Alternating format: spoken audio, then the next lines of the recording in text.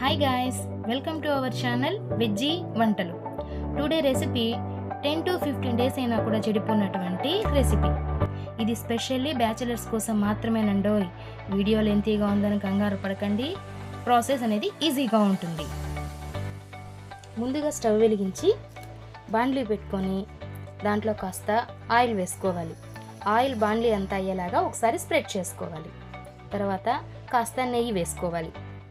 నెయ్యి వేసుకున్న తర్వాత వేడెక్కాక కాస్త శనగపప్పు, కాస్త మినప్పప్పు, కొంచెం జీలకర్ర, కొన్ని ఆవాలు వేసి బాగా కలుపుకోవాలి.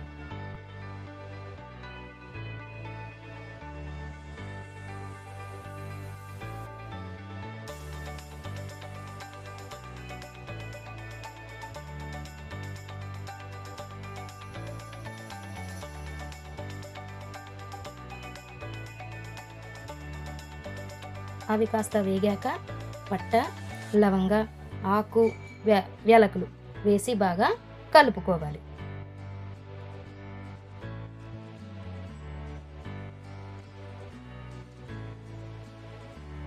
అవి కాస్త వేగిన తరువాత కొంచెం కరివేపాకు, ఒక 4 పచ్చిమిర్చి సైడ్ క్రాస్గా కట్ చేసుకోవాలండి. అప్పుడే టేస్ట్ అనేది బాగుంటుంది. అది వేసి బాగా కొంచెం కలుపుకోవాలి.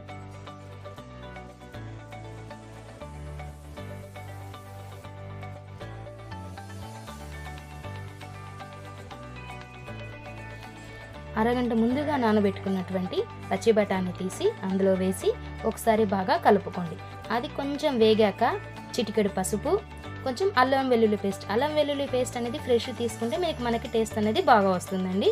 ఇవి వేసుకొని మళ్ళీ కొంచెంసేపు బాగా కలుపుకోవాలి.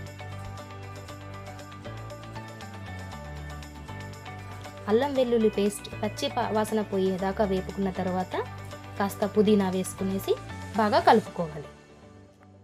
ఇప్పుడు ముందే సన్నగా కట్ చేసుకొని పెట్టుకున్నటువంటి ఆనియన్స్ వేసి బాగా కలుపుకొని అవి బ్రౌన్ కలర్ వచ్చేంత వరకు వేగనివ్వాలి.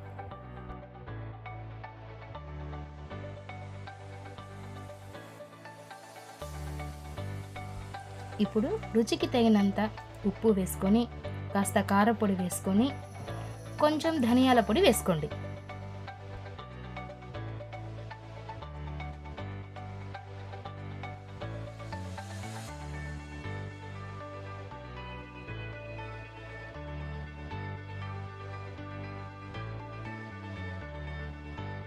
మూడు పండు పడినటువంటి టమాటాస్ తీసుకొని సన్నగా తరిగి అవి కూడా వేసుకొని 2 minutes బాగా మగ్గనివ్వండి.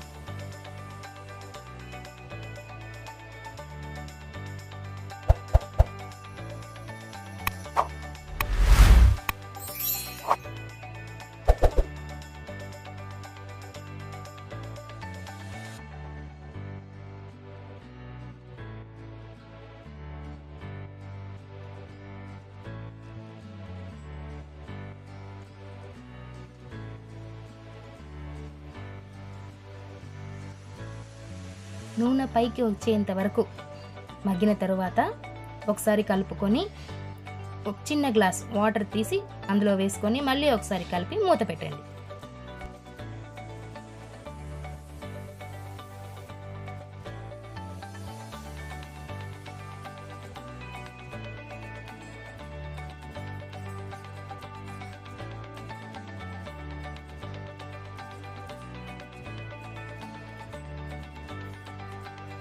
టూ మినిట్స్ తర్వాత మూత తీసి ఒకసారి బాగా కలుపుకొని కొత్తిమీర వేసుకొని స్టవ్ ఆఫ్ చేసేయండి.